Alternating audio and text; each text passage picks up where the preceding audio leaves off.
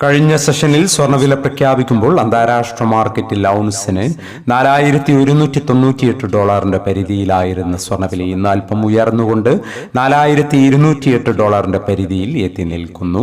ബുധനാഴ്ച വരാനിരിക്കുന്ന federal reserve തീരുമാനത്തിന് മുൻപ് $4,200 മുകളിൽ സ്റ്റഡിയായി തുടരാനുള്ള സാധ്യത ഇന്നലെ അവലോകന വീഡിയോയിൽ സൂചിപ്പിച്ചിരുന്നു. കൂടാതെ ഇന്നലെ പറഞ്ഞ കാര്യങ്ങൾ ഒന്നുകൂടി ഓർമ്മപ്പെടുത്തുന്നു.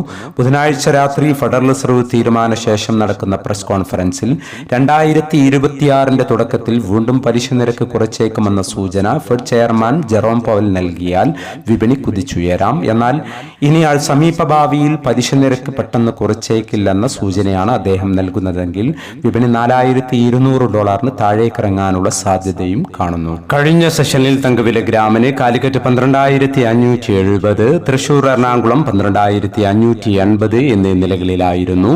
വൈകി വരുന്ന ഇന്നത്തെ തങ്കവില 11 മണിയോടെ കമന്റ് ബോക്സിൽ പിൻ ചെയ്യുന്നതാണ്. കൂടാതെ ഓരോ ദിവസത്തെയും തങ്കവില അനുസരിച്ച് പഴയ സ്വർണം വിൽക്കുമ്പോൾ ലഭിക്കേണ്ട തുകയും എല്ലാ ദിവസവും തങ്കവിലയോടൊപ്പം പിൻ ചെയ്യുന്നതായിരിക്കും. എല്ലാ വ്യൂവേഴ്സിൽ നിന്നും ഒരു ലൈക്ക് പ്രതീക്ഷിച്ചുകൊണ്ട് ഇന്നത്തെ സ്വർണ്ണവില നോക്കാം.